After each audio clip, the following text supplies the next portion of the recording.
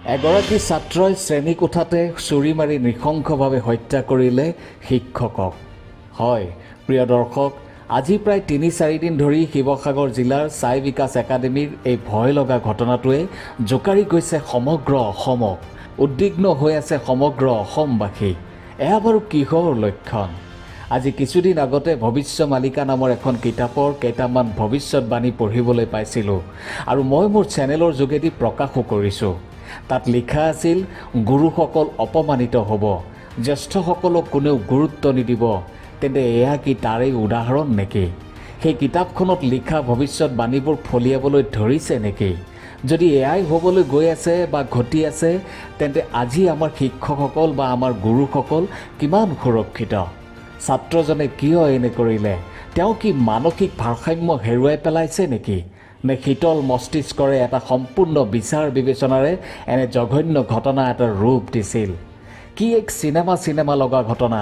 শিক্ষকজনে অনুশাসনমূলক ব্যৱস্থাৰ অধীনত ছাত্ৰজনক উলিয়াই দিছিল। ছাত্ৰজন ঘৰলৈও গৈছিল আৰু ঘূৰি আহোঁতে এখন চুৰি কিনি আনি শ্ৰেণীকোঠাতে দুৰ্ভগীয়া শিক্ষকজনৰ বুকুত নেৰা-নেপেৰাকৈ আঘাত কৰিছিল। তাৰপিছত কি এক অট্টহাস্য! অধ্যক্ষগৰাকীৰ চকীত বহি মোবাইল ফোনত ৰেকৰ্ডিং। এয়া কেনেধৰণৰ মানসিকতা? ৰামায়ণ মহাভাৰতত অসুৰবিলাকে এনে কাণ্ড কৰা আমি দেখিবলৈ পাইছোঁ বা জানিবলৈ পাইছোঁ। তেন্তে তেওঁ আসুৰিক মনোবৃত্তিৰ নেকি? ছাত্ৰজনৰ এনে অৱস্থাৰ বাবে দায়ী কোন? অভিভাৱক, শিক্ষকগৰাকী নে ছাত্ৰজন নিজেই? এই সকলোবোৰৰ তদন্ত নিশ্চয় হ'ব বা চলি আছে। আনকি ছাত্ৰজনক এটা পৰামৰ্শমূলক কেন্দ্ৰলৈও প্ৰেৰণ কৰা হৈছে আৰু তাত তেওঁৰ পৰামৰ্শও চলি আছে। আমি আজি কথা পাতিম এনে অধঃপতনৰ মূল কাৰণ কি? ইয়াৰ কিবা উপায় আছেনে? নমস্কাৰ প্ৰিয় দৰ্শক, পুনৰ এটি অতি গুৰুত্বপূৰ্ণ ভিডিঅ'লৈ মই নিৰঞ্জন শৰ্মাই আপোনালোকক স্বাগতম জনাইছোঁ।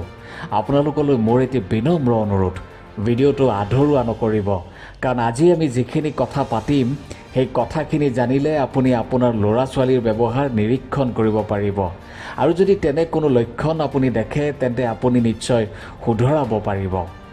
প্ৰিয় দৰ্শক, আজিৰ পৰা প্ৰায় 15-20 বছৰ আগলৈ যদি আপুনি যায় তেন্তে আপুনি দেখিব যে ছাত্ৰ ছাত্ৰীয়ে শিক্ষকক কিমান শ্ৰদ্ধা কৰিছিল। কোনো ছাত্ৰই যদি শিক্ষকক ৰাস্তাত গৈ থকা দেখে তেন্তে ছাত্ৰগৰাকী চাইকেলেৰে গৈ থাকিলে চাইকেলৰ পৰা নামি হ'লেও শিক্ষকক সন্মান কৰিছিল। শিক্ষকে শাস্তি দিলেও মনত কোনো ধৰণৰ আক্ষেপ ৰখা নাছিল। শিক্ষকেও সেই ছাত্ৰক দিয়া শাস্তিৰ কথা পাহৰি গৈছিল। মানে গুৰু শিষ্যৰ মাজত এটা সুন্দৰ সম্পৰ্ক আছিল। বহুতেই কয় ইংৰাজী মাধ্যমত পঢ়া ল'ৰা ছোৱালীয়ে মাক দেউতাকক সন্মান নকৰে, শিক্ষাগুৰুক সন্মান নকৰে। এনে কথা বাৰু হ'ব পাৰে নেকি? যদি হয় তেন্তে ইয়াৰ কাৰণ কি? ইংৰাজী মাধ্যমত পঢ়া ল'ৰা ছোৱালীয়ে পশ্চিমীয়া সংস্কৃতি আঁকোৱালি লয় নেকি? এনে বহু প্ৰশ্ন আছে যাৰ কোনো সঠিক উত্তৰ নাই। মানুহৰ মনটোৱে হৈছে প্ৰকৃততে ইয়াৰ কাৰণ, আৰু এই মনটোক প্ৰভাৱ পেলাব পৰা কিছুমান বাহ্যিক কাৰণো নথকা নহয়। গীতাত ভগৱান শ্ৰীকৃষ্ণই কৈছে যে মানুহৰ মনটোৱে হৈছে আটাইতকৈ ডাঙৰ শত্ৰু আৰু আটাইতকৈ ডাঙৰ মিত্ৰ। যেতিয়া মনটো নিয়ন্ত্ৰণৰ বাহিৰলৈ গুচি যায় তেতিয়াই ই আমাৰ শত্ৰু হৈ পৰে, আৰু যেতিয়া নিয়ন্ত্ৰণত থাকে তেতিয়া মিত্ৰ। শত্ৰু হোৱাৰ লগে লগে মানুহে কুকৰ্মত লিপ্ত হয়। আৰু আটাইতকৈ গুৰুত্বপূৰ্ণ কথাটো কি জানে? মানুহৰ মনটোৱে সদায় সহজ আৰু সি নিজে ভাল পোৱা কামটো কৰিবলৈ ভাল পায়। সেই কাম লাগিলে ভাল হওক বা বেয়াই হওক। মানুহে যেতিয়া মগজুৰ ৰাসায়নিক ভাৰসাম্য হেৰুৱাই পেলায় তেতিয়াই মনটো শত্ৰু হৈ পৰে আৰু মানুহ হতাশাত ভোগে, ডিপ্ৰেশ্যনত ভোগে। ডিপ্ৰেশ্যন বা হতাশাৰ কেৱল যে এটাই কাৰণ আছে তেনে নহয়। ব্যক্তিভেদে ইয়াৰ কাৰণ বেলেগ বেলেগ হ'ব পাৰে। তেনে কিছুমান গুৰুত্বপূৰ্ণ কাৰণ এনেধৰণৰ: শৈশৱৰ অভিজ্ঞতা, চাইল্ডহুড এক্সপেৰিয়েঞ্চেছ। গৱেষণাৰ পৰা দেখা গৈছে যে যদি কোনো ল'ৰা বা ছোৱালীৰ শৈশৱ কোনো কঠিন অভিজ্ঞতাৰ মাজেৰে পাৰ হৈছে তেন্তে তেনে অভিজ্ঞতাই তেওঁৰ পিছৰ জীৱনত হতাশাৰ সৃষ্টি কৰিব পাৰে। যেনে ধৰক শাৰীৰিক, যৌন বা আৱেগিক নিৰ্যাতন, ঘনিষ্ঠ কোনোবা এজনক হেৰুৱাই পেলোৱা, আঘাতজনক পৰিঘটনা, ঘৰৰ পৰিৱেশটো যদি অস্থিৰ হয় ইত্যাদি। শৈশৱৰ এই কঠিন অভিজ্ঞতাই ল'ৰা ছোৱালীৰ আত্মসন্মানৰ ওপৰতো ডাঙৰ প্ৰভাৱ পেলাব পাৰে আৰু ই ল'ৰা বা ছোৱালীজনীয়ে কেনেকৈ কঠিন আৱেগ আৰু মানসিক চাপৰ পৰিস্থিতিৰ সৈতে মোকাবিলা কৰিবলৈ শিকে তাৰ ওপৰতো প্ৰভাৱ পেলায়। দ্বিতীয় কাৰণটো হৈছে জীৱনৰ পৰিঘটনা। কেতিয়াবা আমাৰ মাজৰ কিছুমানে কোনো অনাকাংক্ষিত মানসিক চাপৰ বা আঘাতজনক পৰিঘটনাৰ মাজেৰে পাৰ হোৱাৰ পিছত হতাশাৰ সন্মুখীন হ'ব পাৰে, হতাশাৰ সূচনা হ'ব পাৰে।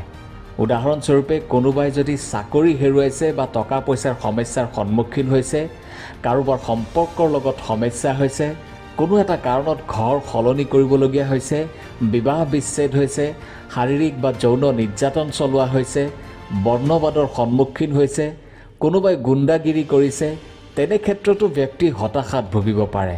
কেৱল নেতিবাচক অভিজ্ঞতাই নিজেই হতাশাৰ সৃষ্টি নকৰে। আমি তেওঁলোকৰ সৈতে কেনেকৈ মোকাবিলা কৰোঁ আৰু আমাৰ চাৰিওফালে থকা সমৰ্থনেও বা ছাপোৰ্টেও আমি হতাশাৰ সন্মুখীন হোৱাৰ সম্ভাৱনা কিমান তাক প্ৰভাৱিত কৰিব পাৰে। তৃতীয়তে হৈছে চিন্তা কৰাৰ শৈলী বা ধৰণ। মানুহে দুই ধৰণে চিন্তা কৰে। তাৰে এক ধৰণ হ'ল মানুহে কেৱল ঘটি যোৱা ঘটনাবোৰ মনত পেলাই চিন্তা কৰি বহি থাকে।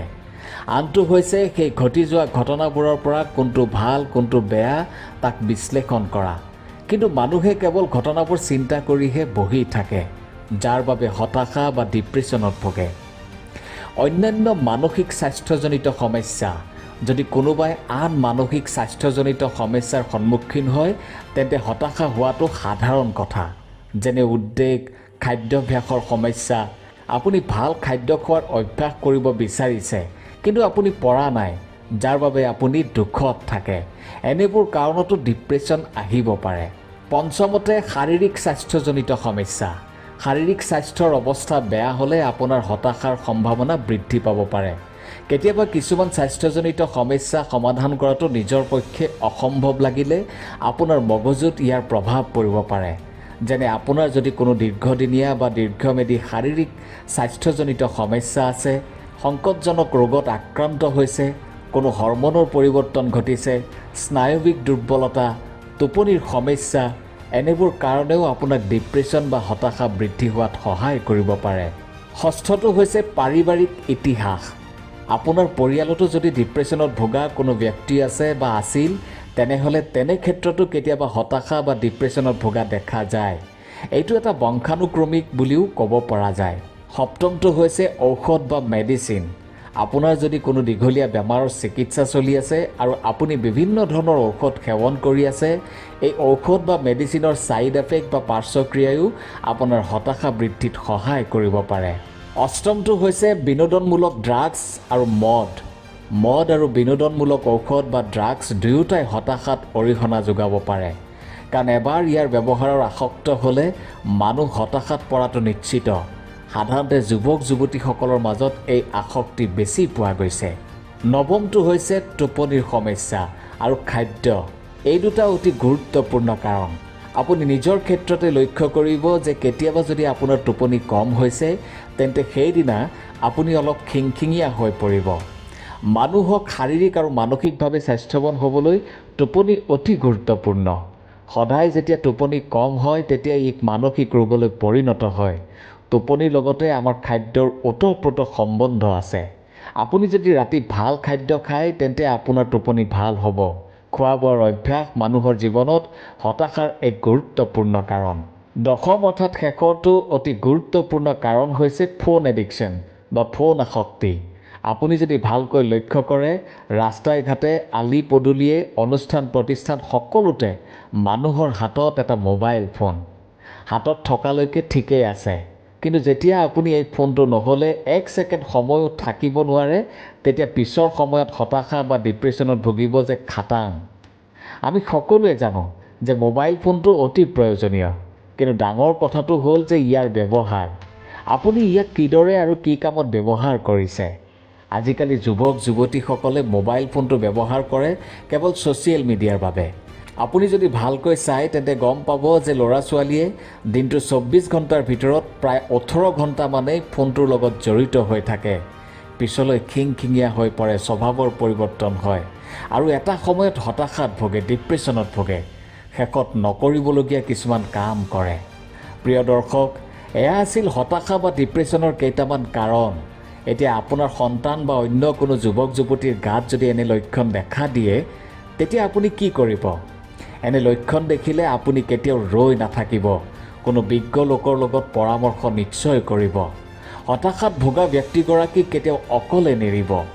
যিমান পাৰি ব্যক্তিগৰাকীৰ লগত বিভিন্ন বিষয়ৰ ওপৰত কথা পাতিব, বন্ধুৰ দৰে ব্যৱহাৰ কৰিব, তেওঁৰ খাদ্যৰ ওপৰত নজৰ দিব, ঘৰখনৰ পৰিৱেশ সদায় শান্ত কৰি ৰাখিব, ল'ৰা ছোৱালীৰ সন্মুখত কেতিয়াও হাই কাজিয়া নকৰিব, ব্যক্তিগৰাকীক কিছুমান সৃষ্টিমূলক কামত ব্যস্ত ৰাখিব, লগতে নিজেও তেনে কামত জড়িত হ'ব।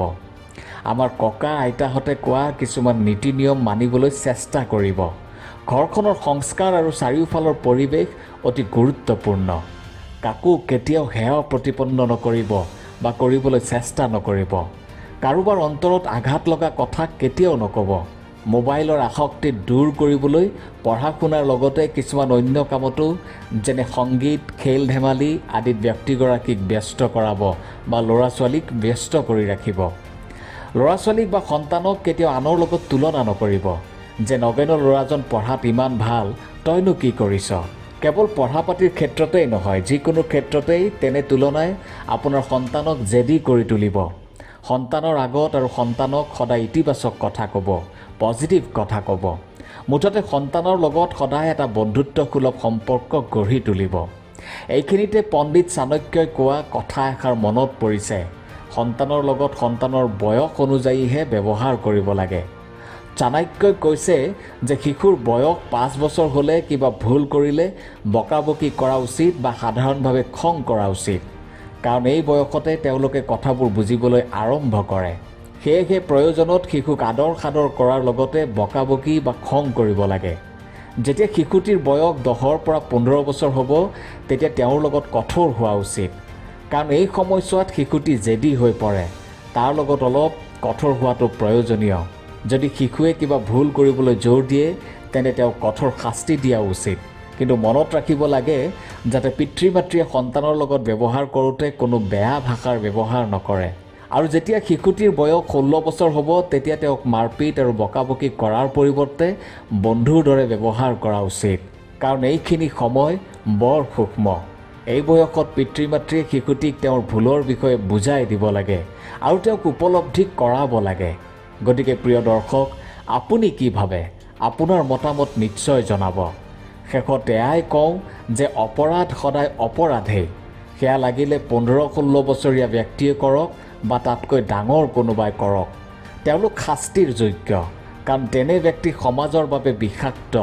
কেৱল পৰামৰ্শ কেন্দ্ৰ এটালৈ নি দায়িত্ব শেষ কৰিলেই নহয়। তেনে ব্যক্তি যদি সমাজলৈ ঘূৰি আহে তেন্তে আৰু কেইবাজনো শিক্ষাগুৰুক হেৰুৱাবলৈ সাজু হৈ থাকক। ধন্যবাদ।